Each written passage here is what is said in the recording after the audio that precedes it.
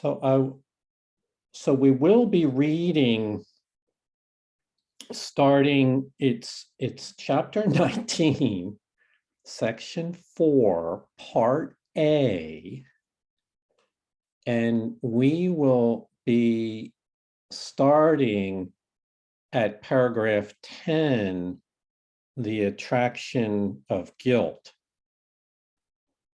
So it is a continuation of part A. Let me just go over a few things that will recap what we've covered so far. We said that if you picture yourself in a world of conflict and separation, that it appears that there is deep within you an inner circle of light. And as you turn within towards that circle of light, the beliefs of ego that you have accepted into your mind act like obstacles of interference to that. And so we encounter these obstacles.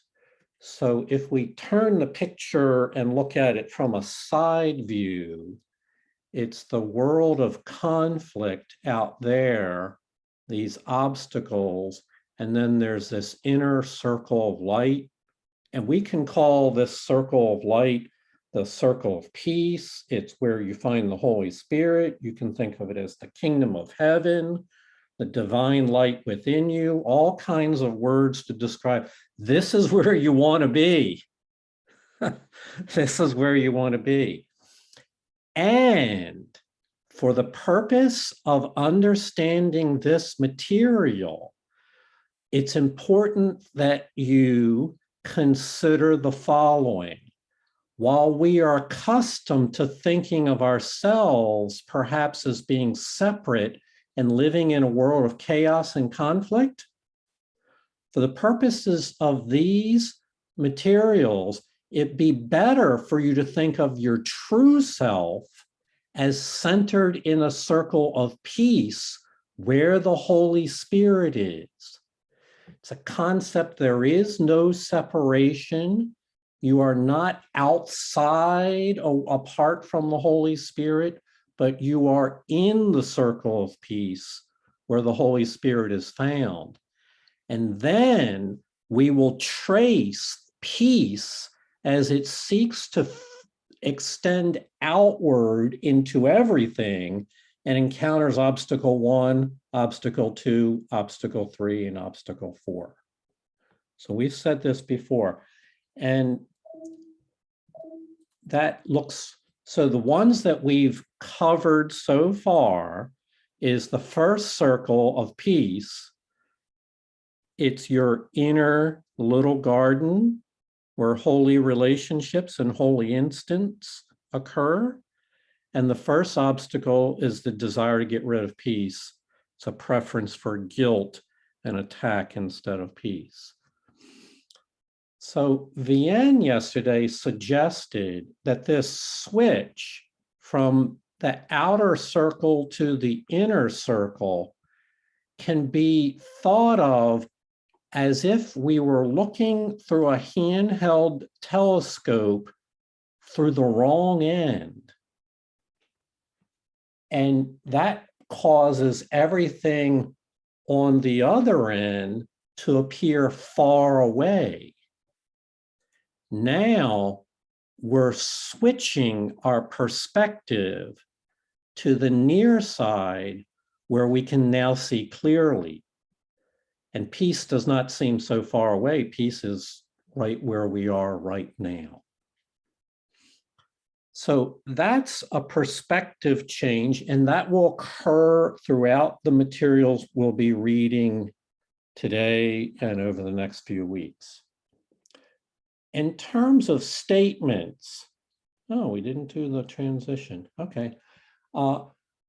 We want to consider a couple ideas.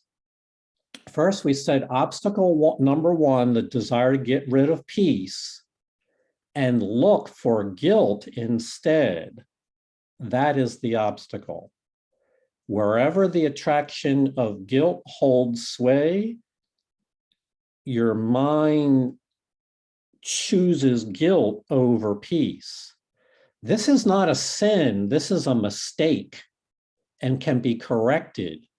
It's a mistake that brings conflict and is opposed to love. And therein, we have the concept of two masters. Guilt is the other master. Love is our true master. This is you cannot serve two masters. So it's an old term. We'll use the concept today of messengers, two different kinds of messengers. Its messages can be composed of your thoughts of peace or your thoughts of fear. And your messengers from your mind go forth outward into the world, looking to support or validate their perspective and bring them back to your consciousness. Said another way, if you're looking for fear, you'll see it. And if you're looking for peace and love, you'll see that as well. Same principle, it's a principle of mind. So there's two different kinds of messengers. Here's an insight that I had just this week. You can think of them as messengers of emotion, love or fear. And this affects your relationships. If you send messages of love out, that affects your relationships. You send messengers of guilt and fear out, that affects those relationships as well. So we are taught that these mistakes can be corrected, and it's necessary that we train our mind to send forth only the messengers that the Holy Spirit gives you. This is where the work comes in, to train your mind to send forth only loving messages. And once you have done that, then instead of getting rid of peace, you would have called peace to be your own by entertaining peaceful messages. And this means that the first obstacle dissipates like dust, a cloud, and has no power over you. So I know that's a lot of summary. I will pause, see if there's any questions about that. That was really intended as review and a preview of what we'll read today. I want to welcome those of you who just joined us. We are going to be reading from chapter 19, section 4A, beginning in paragraph 10. Kathy, you had your hand up? Yeah, I'm Julie, and I feel like I've chosen guilt over peace. I left my husband, he was sleeping, and the dog was there, and the dog kind of looked at me as I left the house, and now I feel I had peace, and now I have guilt for leaving them. And you know, I don't know if I made a mistake or what I did exactly, but I lost my peace. Yeah, no, I know. Maybe a sense of abandonment there. Well, Julie, nobody can tell you what is best for you to do in situations like this. Follow your own highest guidance, but know that this is not, you're not wrong. You had a choice. You made the best choice, what seemed to be the best choice at the time. And if you need to reverse it, you can do that as well. What do you mean by reversing it? I mean that if you feel like you need to go back and be with your husband and the dog, you can do that as well. Okay. I'm not suggesting that that's what you should do, but that's available to you if you feel the need to do so. Okay. Okay. Thank you. Yes, you're welcome. All right. We'll go on then. Thank you, David, for being willing to read tonight. The attraction of guilt. The attraction of guilt produces fear of love, for love would never look on guilt at all. It is the nature of love to look upon only the truth, for there it sees itself, with which it would unite in holy union and completion. As love must look past fear, so must fear see love not.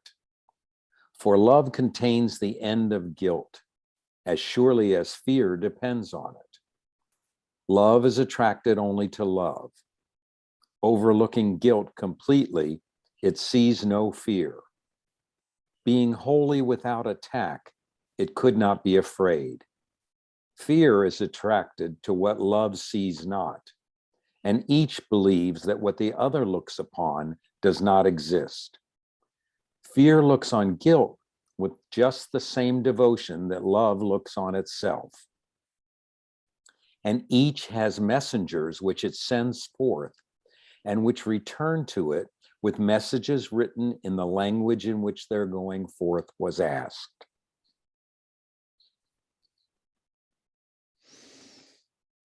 You know, I'm so moved going out here without a plan, but Julie just asked about her feelings about having left the house to attend class. And she's having a sense of guilt. And guilt produces a sense of fear. It's a set of thoughts. And those we know that they are just the opposite of a sense of love and peace and truth. It's the nature of love to look only on the truth, for there it sees itself, where it would unite in holy union and completion. It is the nature of love only to look at things through the eyes of love, through truth. And I'm trying not to give advice here, because this is really Julie's choice of what she does. But I'm certain that she can love her husband wherever she is. And if he needs her help, hopefully he will call and communicate and say, I need you to be here.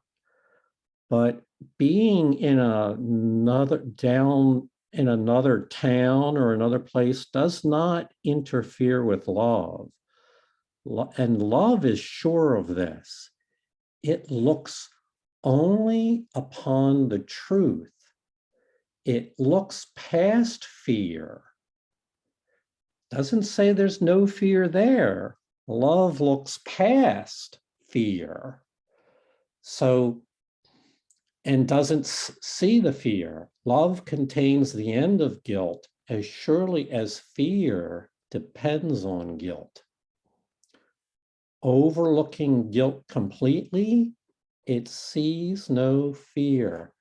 And so we I'm sure everybody here can understand the theory involved in this.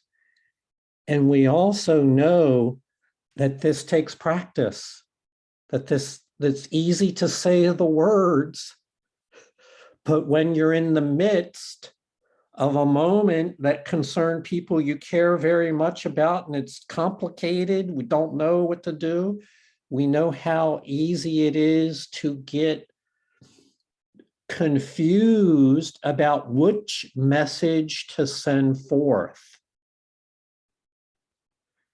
And so the message I'm getting from here, Julie, is that you can send forth messages of love right now just as easily if you focus your attention on that only love is real and only love is true.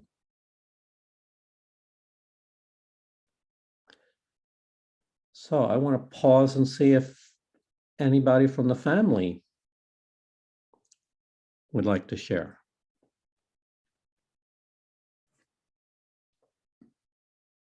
Go ahead, Julie. Yeah, so I've had lots of experiences where I'm torn and specifically related to a sense of duty and loyalty and sometimes responsibility. And I have had many experiences where I feel myself in the middle of the tornado of guilt and fear around that. And what I was thinking of tonight while I was listening to Julie and listening to you is that um, when I've been in those places and either prayed and gotten some relief or some person, um, who I've had a meaningful encounter with share something with me, it occurred to me that the way that I'm able to correct that for myself is to the imagine the next loving choice that I could make. So that has been a game changer for me. So for example, my mom is deceased, but when she was alive, she had a lot of health problems and there was more than 10 years of that. And every now and again, I would find myself feeling torn and I would connect to this place of, okay, there is a river of love that's always flowing through me. And if I tap into that, what would I want to do? Or would I want to do something differently than I just decided? And then it became clear. So that's my experience around that. Yeah. No, I'm tracking with you, Julie. My friend Kevin Rice he's even made wristbands up. What would love do now? Right now, setting aside what has happened in the hours or days past, what would it do right now? Because that's the choice that we always have. Thank you, Julie. Thien? I can't believe you mentioned Rev Kev. He's one of my favorites and teacher, just brought so much light. And right now he's withdrawn from teaching. So I just wanted to show you what I have. Oh, it's his band. Yeah. Oh, that's so sweet. And I have, hold on, you got to see this. Hold on 1 second. So Kevin has distributed these wristbands with What Would Love Do Now to perhaps thousands upon thousands of people. And Thien has a dozen if you of want them. if you want one, put your address in the chat and I will mail you one. I give them out constantly, and it just helps me bless him back because of all the blessings I received, and just, I don't know, like love, like that's it, this is it. And some of the responses I get from people are so beautiful. Nothing bad so far. My son's, all his fraternity brothers wear them. He's like, like I see that everywhere. I'm like, good, that's good. So anyway, That's so I will. great. Thank you for sharing that, Leanne. I don't need email address. I guess I need.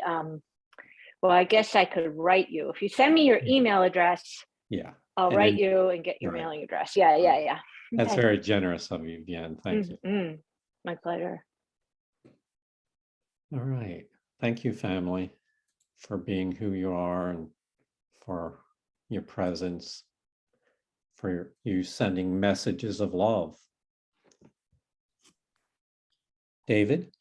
Love's messengers are gently sent and return with messages of love and gentleness. The messengers of fear are harshly ordered to seek out guilt and cherish every scrap of evil and of sin they can find, losing none of them on pain of death, and laying them respectfully before their Lord and Master. Perception cannot obey two masters, each asking for messages of different things in different languages. What fear would feed upon, love overlooks. What fear demands, love cannot even see. The fierce attraction that guilt holds for fear is wholly absent from love's gentle perception. What love would look upon is meaningless to fear and quite invisible.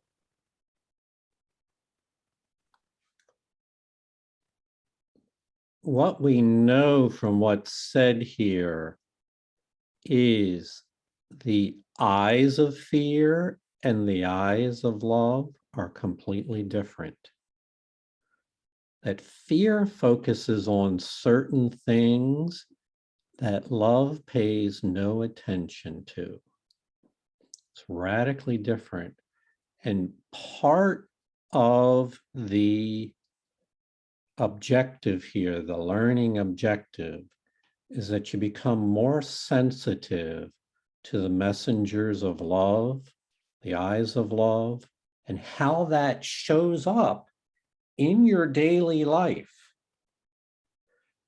And it can be only appreciated when you focus your sense of being in the circle of peace, where with the Holy Spirit, you radiate peace and love outward to all things you encounter. We'll have more to say on the nature of these loving messages, but you already know that they are gentle and kind and patient and never insistent or demanding, always patiently waiting for your yes, and that they can be trusted. It feels safe in their presence. It feels peaceful. They are different things in different languages. And so the shift here will be away from all that the ego has been teaching about the nature of fear, and more into your recognition, your practice of love's messages, being a messenger of peace and love, interspersed throughout your day. It's so simple to do, but as Jim Rohn said, if it's easy to do, it's also easy not to do. So you have to make a choice to do it, to practice being a messenger of peace and love. Susie? You know, what comes up for me is that lesson. I'm not alone experiencing the effects of my thoughts. Mm-hmm. And so in my private world, if my thoughts aren't gentle and peaceful and loving about my brother or somebody,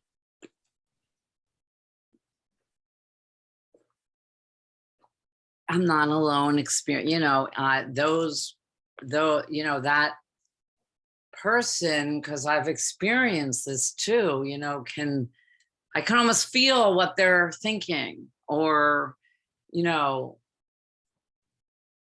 so I don't know, it's just a reminder to me that I'm not alone in experiencing my thoughts, and how important it is for me to have kind thoughts, gentle thoughts, peaceful thoughts, because it's what I'm putting out, even though I'm not saying it. Does that make sense, Jonica? Yeah, it does. And I want to add something to it. Thank you, Susie, for sharing that. When we think of ourselves as living in a world of separation and conflict and chaos, it is the reaction to raise our armor, our defense systems, to shield us from the threats, the supposed threats of the world. So we have our armor up. It acts to, it's a false sense of security, but what it does, it causes us to tune out many of the things that are going on. As we choose daily basis to identify with a circle of peace and light, there's no longer a need to hold our armor up. The psychological, emotional, and social barriers that were put in place to reinforce separation are not necessary. They start to dissolve. And one becomes more sensitive, particularly in relationships. One starts to notice little subtleties, nuances that might have been there before, but were not noticed because these thick armor walls of defense that were in place. One starts to notice more, and Susie, you start to sense what's going on in other people's lives, even when you haven't talked to them, because you are not alone in experiencing the effects of your thinking and seeing. Those walls of barriers start to dissolve, and we start to feel interconnected with other people. And it should not frighten you, nor should it become a form of entertainment. Oh, look at these things that we now sense. But it is a part of the one mind. It's only one mind in all creation.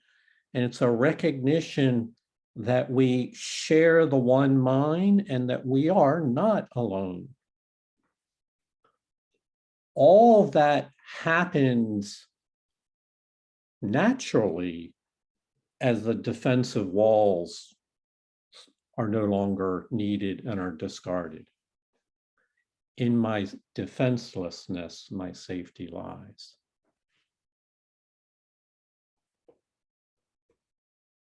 Okay, we'll go on. David? Relationships in this world are the result of how the world is seen. And this depends on which emotion was called on to send its messengers to look upon it and return with word of what they saw.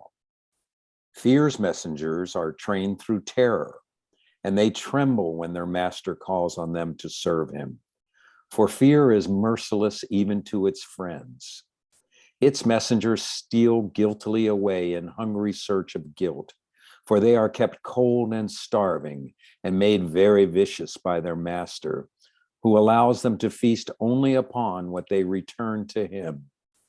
No little shred of guilt escapes their hungry eyes, and in their savage search for sin, they pounce on any living thing they see and carry it screaming to their master to be devoured. Powerful words about fear's messengers. Don't practice that. The part I want to focus on here is really a continuation of what we were just talking about. If you identify yourself, your true self, your eternal self, as existing in the center of peace, then relationships in the world will be seen in terms of how you see yourself in the world, in the center of peace and light. Because relationships depend on which emotion is called forth by your mind as you relate to another. It's just natural. You think in terms of love or fear in these relationships, and then look to send messengers out that will spot whatever you're looking for. The messengers that you send out will spot something they believe to be evidence of those emotions and return with word of what they saw. This is equally true for love's messengers or fear's messengers. Love's messengers are very sensitive to nuance. We just talked about lowering the barriers of defense, so they notice little things. I don't want to call it little. They notice subtle things like someone's eyes, the way their eyes are communicating, a sense of emotional shift that might occur as a person is talking. Whereas fear just trounces right over top those things, looking for evidence of fear. Heather? Yeah, this really reminds me. I think it was my mom that told me this. I don't remember where I heard it, but she said that our mind can be either a garden or a slaughterhouse. And that image was so horrifying, to me. And when we're reading this last paragraph about, bringing the master, screaming to the master, I'm like, that really reminded me of that. Like, that those are my two choices. Yes. It's just kind of a shocking reminder to me that I don't want my mind to become that. Yeah. Yeah. It's interesting. She used the metaphor. She used the garden image. Yeah. Lovely. So true. Julia? This reminds me of the hyenas in The Lion King. And I was reading Robert Perry's Course Companion stuff yesterday. And he said that he took his child, the family took the child to the zoo, and they were standing in front of the hyenas, and the hyenas' eyes were just fixed on the child. The young child saw him as vulnerable and of course was behind the cage or whatever. But this being an example of fear picking on somebody that seems vulnerable. Yes, indeed. Without boundaries, let's say. Yes, we know it well. So what does the Course tell us about that, David? Send not these savage messengers into the world to feast upon it and to prey upon reality. For they will bring you word of bones and skin and flesh.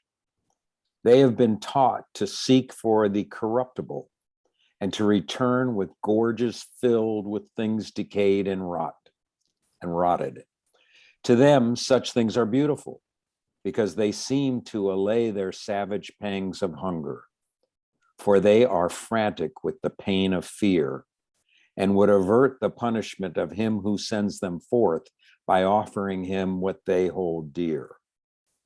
The Holy Spirit has given you love's messengers to send instead of those you trained through fear.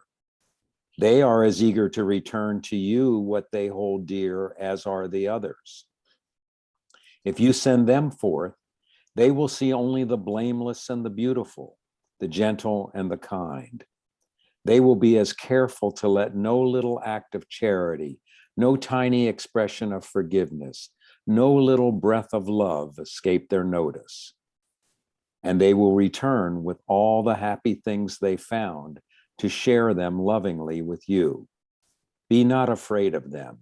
They offer you salvation. Theirs are the messages of safety, for they see the world as kind.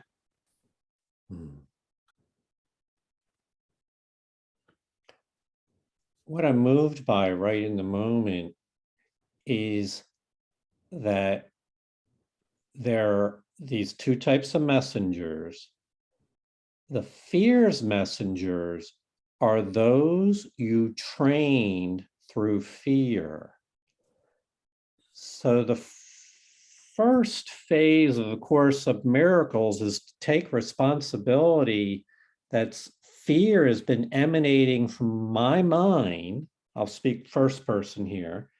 Fear emanates from my mind because I've been sending messages of fear out. I did that training. It wasn't a sin, it was a mistake. And now there's another guide who gives us love's messengers to send instead. And so it's a reorientation from the messages we trained in fear to the Holy Spirit's messengers that are teach only love. And so this is perhaps one of the nicest descriptions of what those love messages are. They see only the blameless. They look for innocence and the beautiful in every form, the gentle and the kind, careful not to let that, and they are hungry to notice the gentle and kind and beautiful, letting no little act of charity or tiny expression of forgiveness pass by without being recognized. No little breath of love escapes their notice, for they see the world as kind. It is, yes, it is a selective perception that chooses to look past fear and guilt and anger and attack because it prefers love's messengers and what they bring back. It's not that it's impossible, but they have made a whole soul choice to prefer the messages Holy Spirit gives. And this is salvation, friends. Want to know what salvation is? This is salvation, to see the world as kind. The end? Not sure how to say this. So what's in my mind is the phrase spiritual bypassing. And, looking past fear, anger, attack, when done with a spiritual ego, is spiritual bypassing. And it's empty. It will yield nothing. Fear feeds fear, love feeds love. So if I, for example, am in a place where I am in allowing these things to come up, not to feed the fear, but to get rid of it, then that's no longer spiritual bypassing, that's purging, right? That's, purging and expunging. And then in that soil, love can grow. I can feed that. I can then, it's like you said, at the bottom of, underneath the foundation of ego, at the pit of it all, underneath that is where the Holy Spirit is.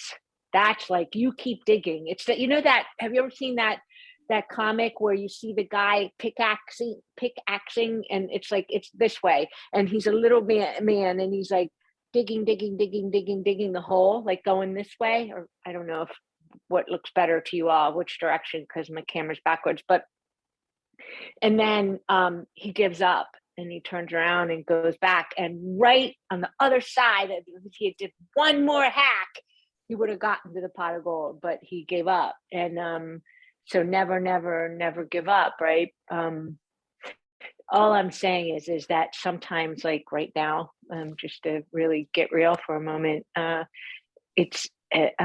keep getting overwhelmed with these things that are coming up. I'm like, no, I want love, like, and it's stuff got to come up and out. So it's not just about looking past fear and anger and attack, and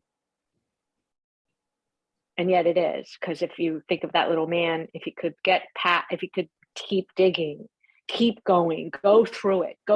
He is going through something, is he not? I mean, he's digging through that hole. So anyway, I guess there's hope there, right? Yeah. So you bring up a good topic, Vienna, about spiritual bypass. It's an important distinction to make.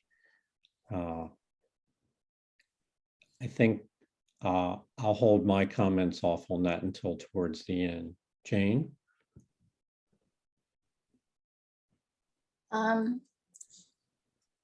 For me, it's always been important to remember that the Course is telling us not what to do. It's telling us to undo what we've done before that we don't want anymore.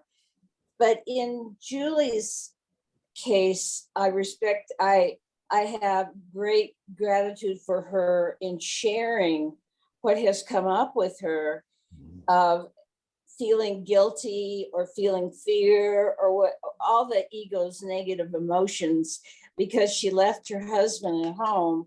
And to me, what that's saying is we have to be careful when we make a decision, because if we get those feelings, it's just an opportunity for the ego to judge us. And that's not appropriate. We don't need to judge ourselves.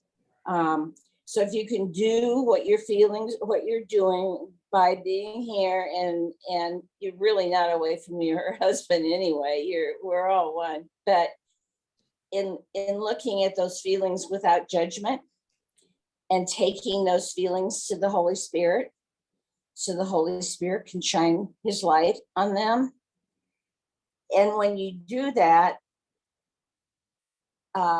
without judgment, the answer is there for you. The other thing, what Vivian said that is so true is, I don't know about spiritual bypassing. I haven't used that word ever in the Course. It's kind of cool, I guess. But the Holy Spirit is not asking us not to have thoughts. We're not capable of that. We're not capable of not judging either. We will always judge as long as we're in the solution to some extent. But if we hide them, we're just saying they're real. They're real thoughts, and we got to hide them. I don't like them, so I'm going to hide them. But if we can give them to the Holy Spirit, as Vivian so eloquently said, they will dissolve. They will dissolve. But the Holy Spirit is not judging us. We're the ones that judge ourselves. The Holy Spirit would never think that you're leaving your husband to go to this meeting was good or bad. The only thing he looks at is how you're judging yourself, and if it's a call for love from you. Thank you. Thank you, Jane. Wow, there's a lot there. Spiritual bypass is a big topic.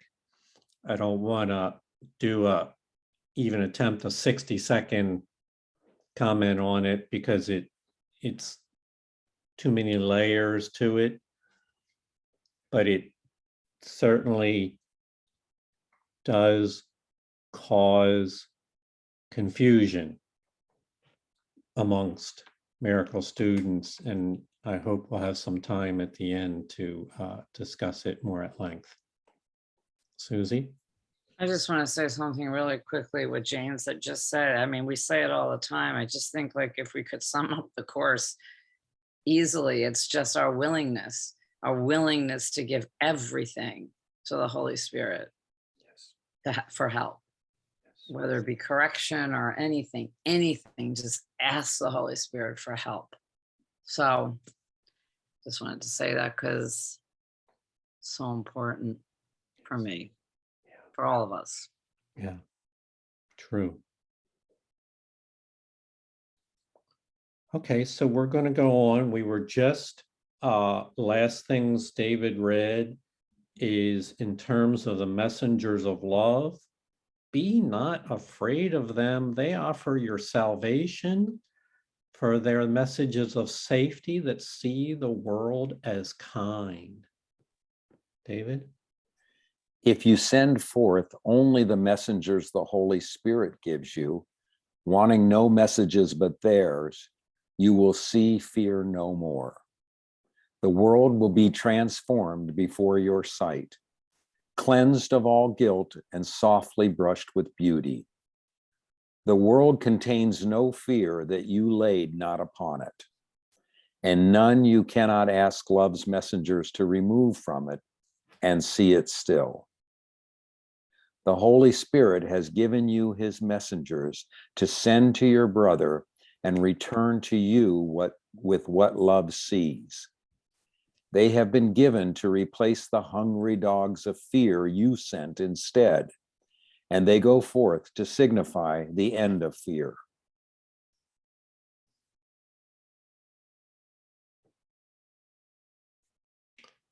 So the message here, and I really take the logic, is first, if you send forth only the messages the Holy Spirit gives you, willingly choosing those messages, then second, you will see fear no more. The question becomes, what if you're still enmeshed in thoughts of fear and guilt? What then?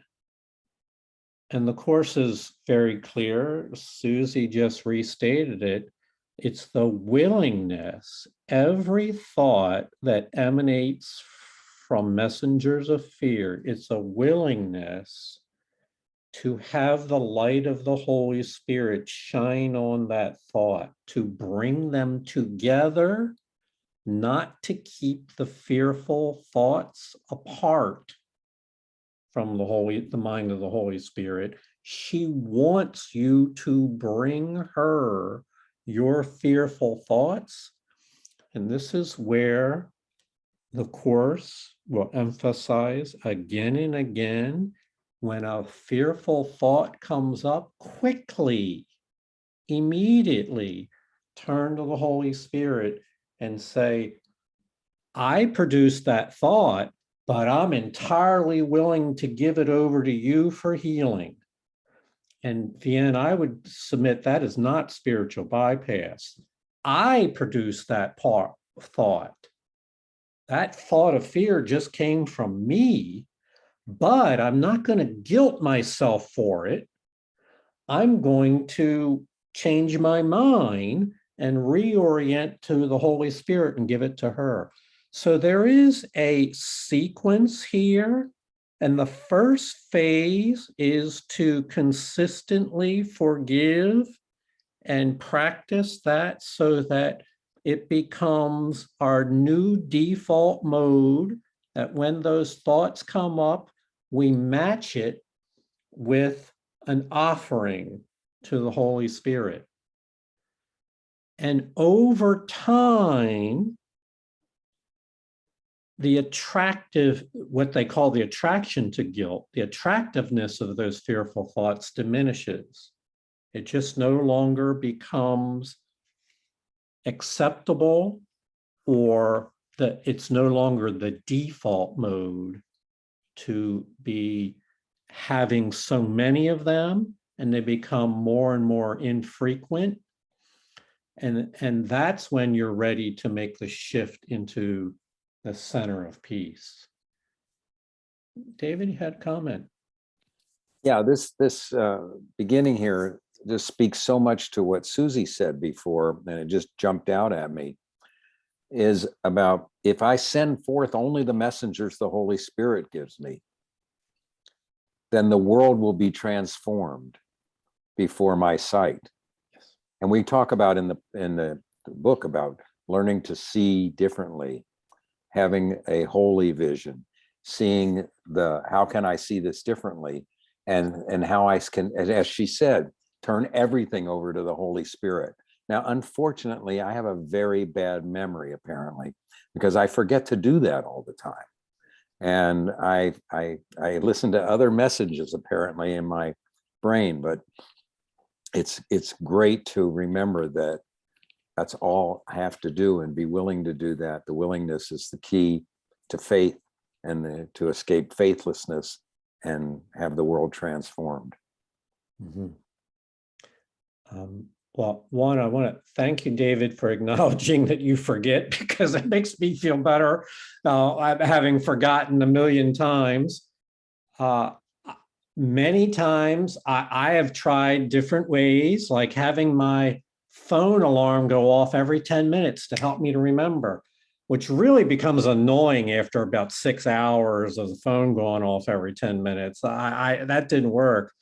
So what Kevin Rice did is he came up with the idea of wearing a bracelet around your wrist, and many other classic in the centuries past forms of memory, so that you get back to a mantra, you practice an awareness. I know that you're familiar with those things. And in a modern era, I'll just say one more comment. My great-grandfather was a farmer. And the number of things that he had to consider, the variables and factors that he had to encounter in an entire growing season, were fewer variables than most modern people encounter in a day. We simply live in an era of information overload, overstimulation, overinformation. I can tell you about things that are happening all over the world. My great-grandfather only knew about the soil. Was it wet? Was it dry? Is it time to plant the seeds? And how was the animals, were they ready to go? It just wasn't that complicated. But in our modern world, we are overloaded with information. And I find that as one begins practicing this course, it's necessary to step back from all of that to some degree, to stop investing so much messenger of your messaging power in what's the chaos that's happening out there, so that one is able to invest more attention to this inner circle of peace and the messages that the Holy Spirit has us to offer us. It is a lifestyle choice. Julie, you had your hand up? Go ahead. Yeah, you just kind of explained something I was gonna, that when David was talking kind of came up for me. The first time I was reading this, or the second time or whatever time I was reading this, all of the references to like the hungry dogs and the savage and the viciousness and like, just all these statements, the savage search and pouncing on things and carrying it screaming and,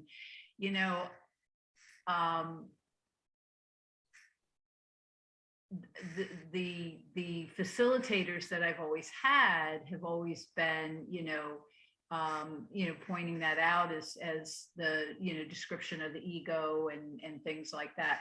But now I'm finding it very helpful because I really want to stay away from that. Yes.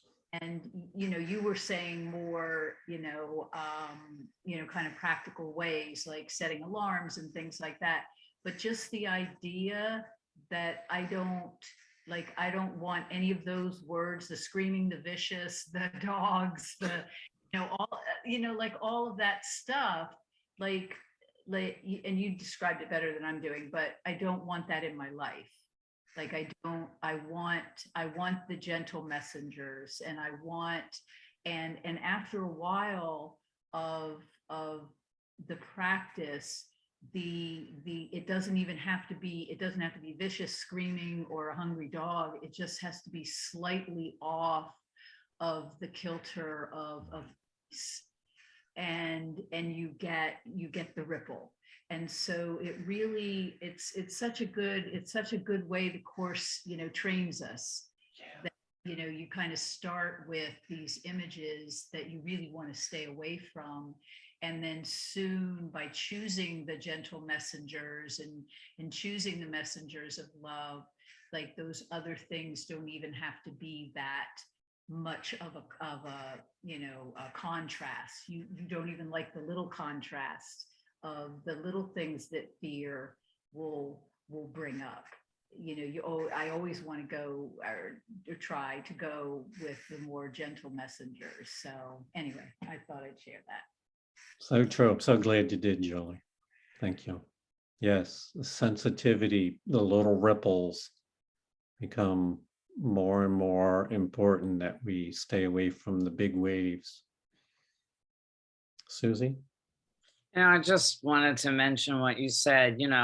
It's so interesting because when this course started, and for so many years, people weren't setting alarms. They didn't have cell phones to set alarms or whatever. And, I think, and I was doing that for a while, and it kind of became irritating to me a little bit, and it was just sort of, I think that's why, and I don't know how you feel about this, but like the Course starts out with, to have all, give all to all, to have peace, give peace, and to be vigilant for only God and his kingdom, right? So when I'm doing my lessons, it's like, if I have to be willing to have this in my mind, I'm not alone with the effects of my thoughts, and however many times a day that is, I'm supposed to do it.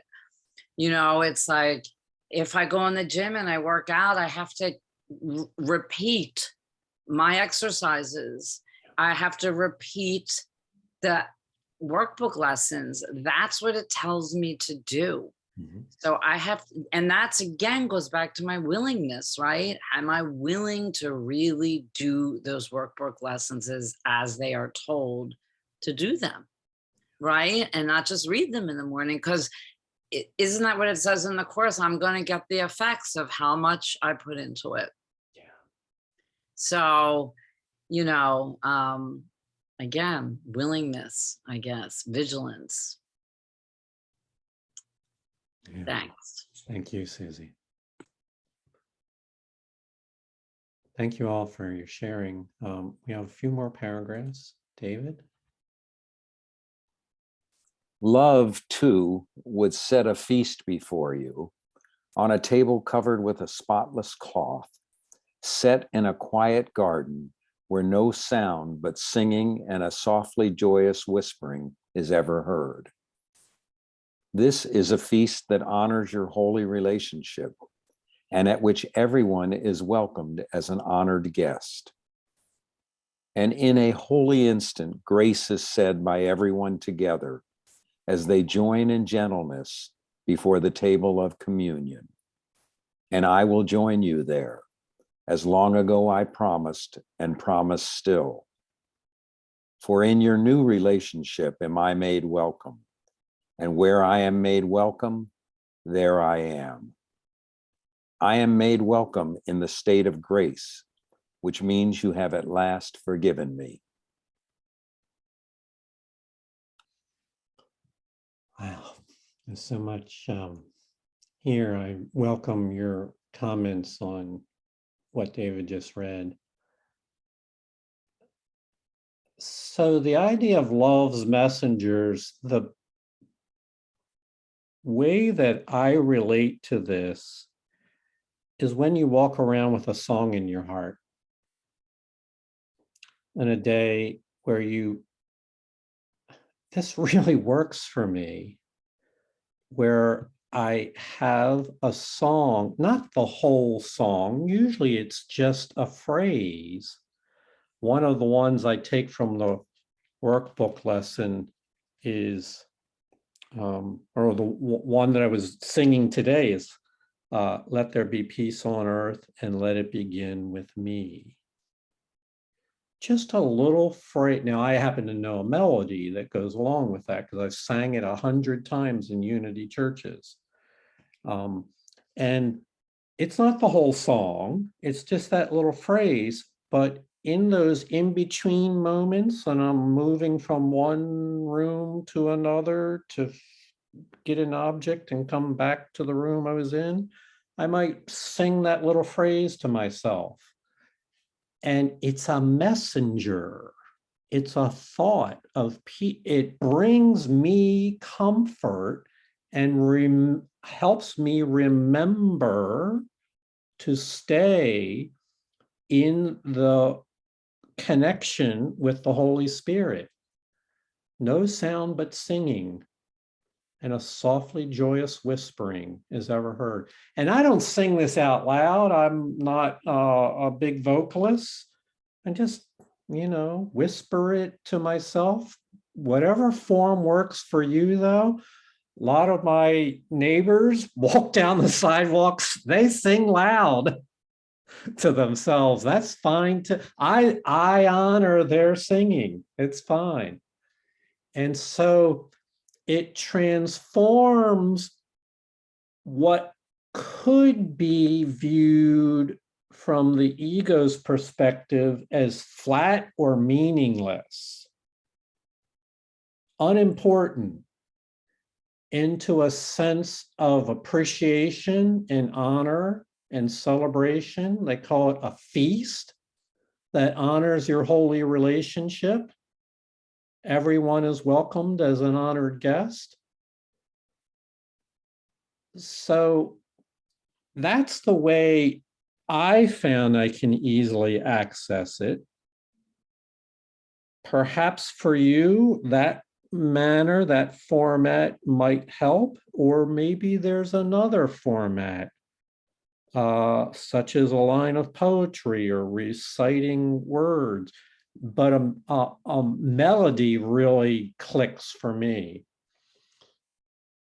And so this transforms what would be otherwise a meaningless thoughts that show us a meaningless world into a moment of celebration. And do that 100 times over 10 weeks and see what effect it has on you. It works because you chose, as Susie says, you made a choice to place your attention there instead of what I experienced so many decades of, is just feeling like low-grade dread about a meaningless world.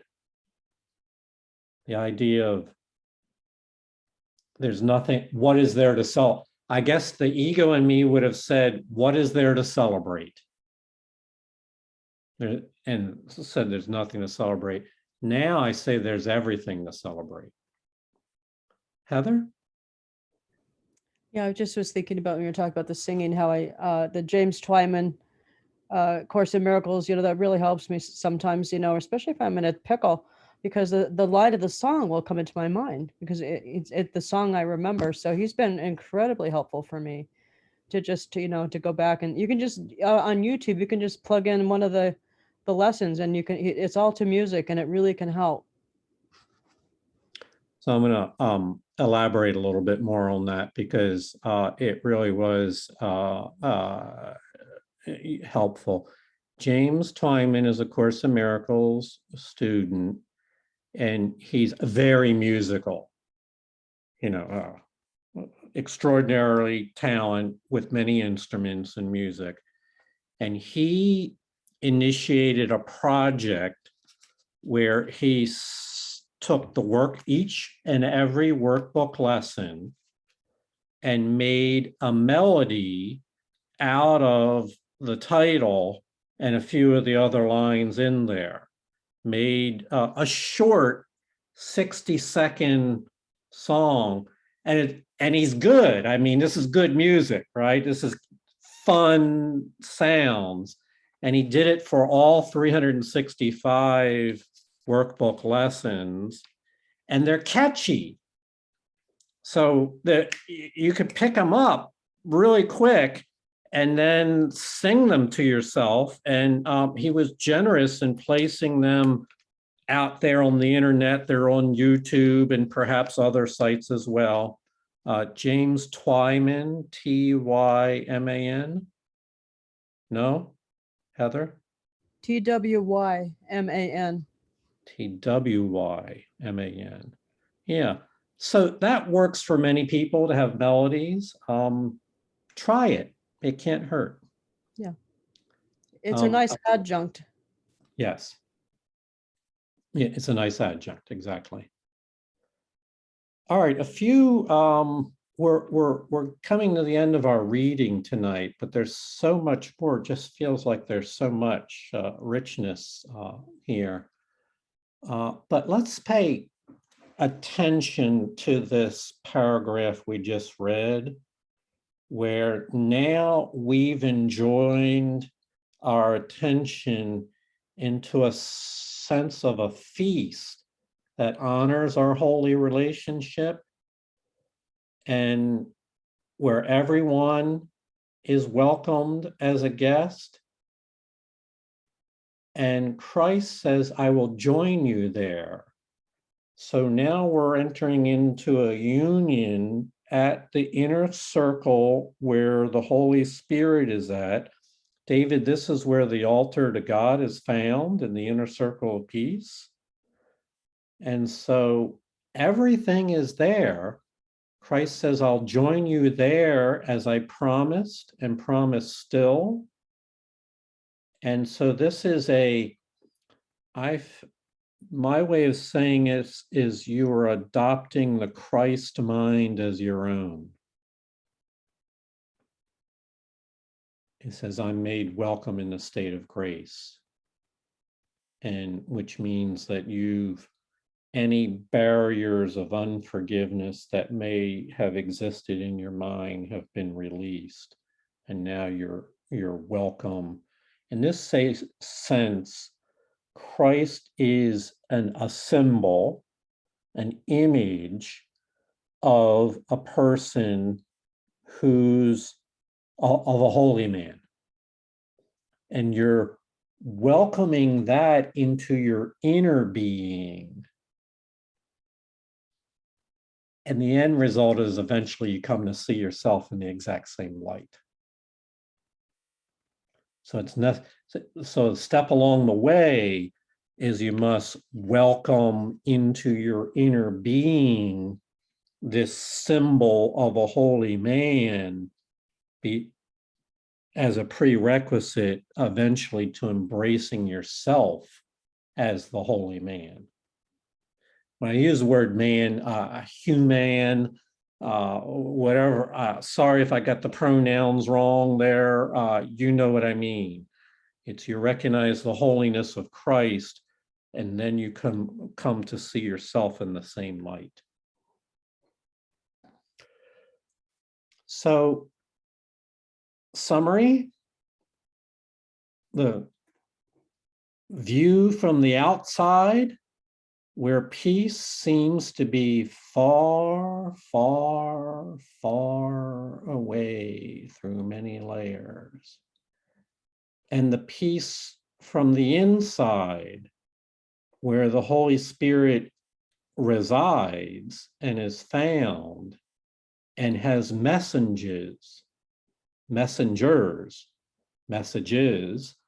of peace and love for you to share in. It encounters these obstacles. And so I'm going to go out on a limb here. You know, the first obstacle is the desire to get rid of peace. And David, I would submit that forgetting to remember peace is an attribute. I mean, it obviously is something the ego would support. The forgetting is exactly what ego wants us to do. That's how we get rid of it, is we just put it out of our mind. So we are talking about the same thing. And this is not to point out you, David, this is for all of the human race. This is the first obstacle that all of us face. This is the universal first obstacle, this either welcoming of peace in or forgetting about it and inviting other messengers in. So we don't treat this as anything small or trite at all. This is significant in everyone's spiritual journey. So there's one more paragraph in this section, but I feel it's better to read with the next section. So we're not going to read it right now. Doesn't prevent you from reading it on your own, but we will go over that and talk about it next weekend. So let's open your mics. Comments, thoughts, sharing. Did you have a miracle? Is there something meaningful here for you that you share with the family? Susie, I thought I saw your mic go open. No, I only opened it because you said, let's open our mics. Oh, okay. All right. Marcia, did you have a comment you wanted to make? Not particularly.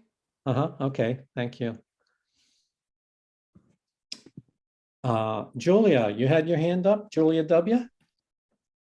Yes, I often think of Gone with the Wind and Scarlett and Melanie and Ashley, and I shared this with Vienna recently. I always wondered how, even though Scarlett was after Melanie's husband, Ashley, very overtly, Melanie always forgave her.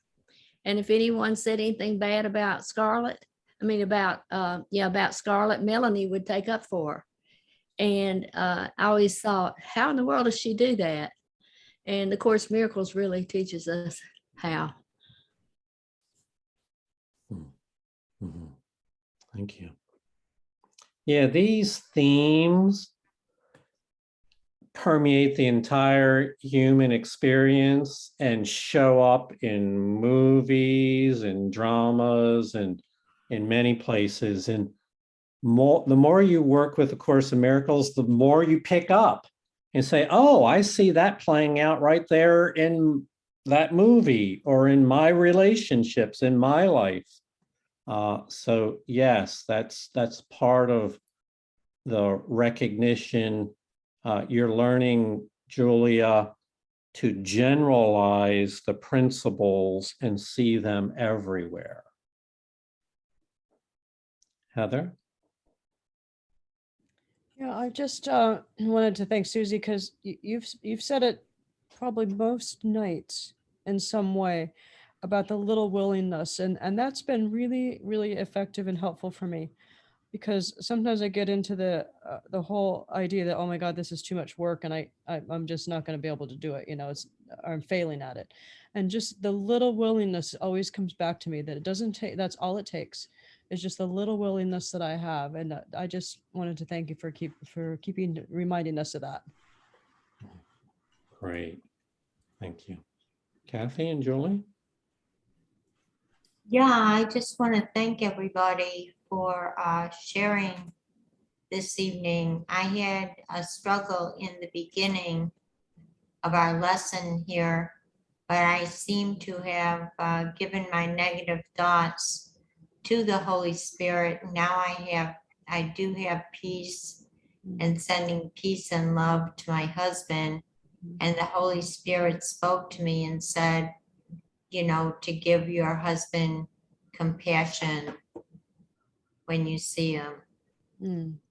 Give him compassion because he had the operation, you know, and still works with the wheelchair and the walker. And so I pray that the Holy Spirit will give me the compassion for him that he needs. Beautiful. That's beautiful, Julie. Thank you for sharing that. We get to witness these miracles happening. And on one level, it seems like that was Julie's miracle. But I would submit, if you're open to it, this was our miracle. That we all celebrate the one universal miracle. And we thank you for giving voice to that, Julie. Thank you. Bien? So a little willingness, right? I've said before, I don't know who was here and heard it, but I'm going to say it again about the little mustard seed. That's all it requires, is the faith of a mustard seed. And so I went and I bought mustard seeds a couple whiles ago. And I had mentioned that I have these little jars that when I gave each of my kids one, I kept one for me. And I want you to see, I don't know if you can They're see. tiny. Can you see how small that, wait. Yeah. Look at that.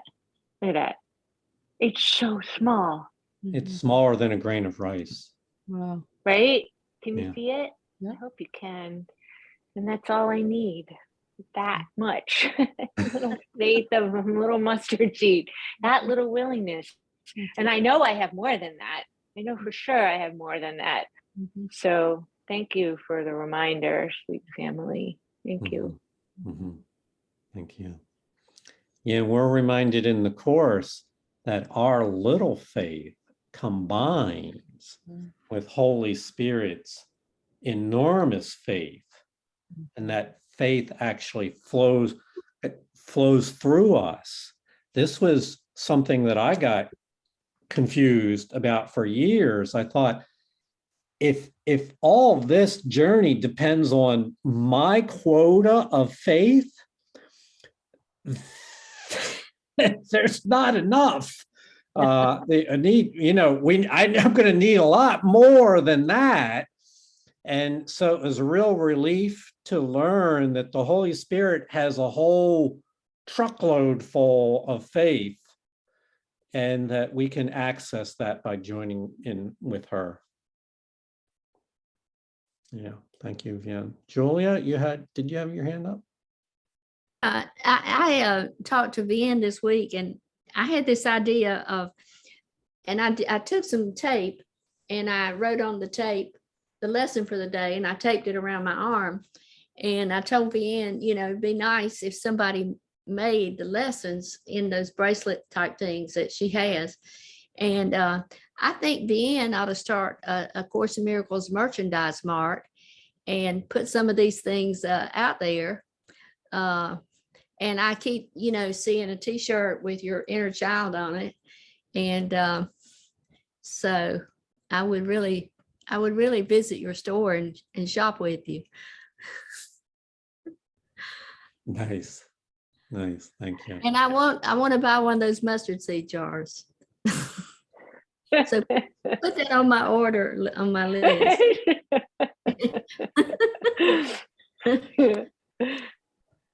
Well, happy family.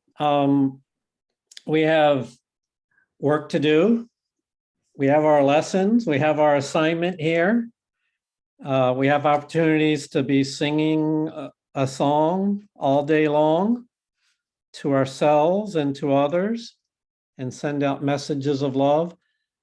This is the transition point, not the end of obstacle number 1, but starting with the next sessions, we'll move into obstacle number 2. Let me comment ahead of time that it seems like the obstacles get bigger and bigger and more formidable.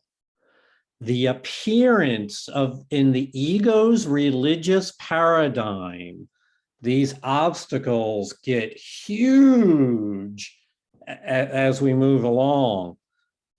From the Holy Spirit's point of view, they are no different. They are but false beliefs that have taken root in our mind. They are fears that we have trained, messages that we have made and given our faith to. And now we're learning that we need not give faith to those beliefs. We can give our faith to the peace of God and the messengers of love. And that in fact, every one of these obstacles is but a wall, a cloud, a wall of sand, and before it's all over, it will all fall down to dust. So we'll cover all that and more next time. I want to thank you, David, for reading. Julia, you had one more comment? It's like the Berlin Wall. If It can is like the come down- Berlin Wall. It seemed formidable, like it would never, it would be there forever, separating families from each other. And then, until it was all gone. We Yeah. call it the ego wall. The ego wall. There you go. There you go. All right. Well,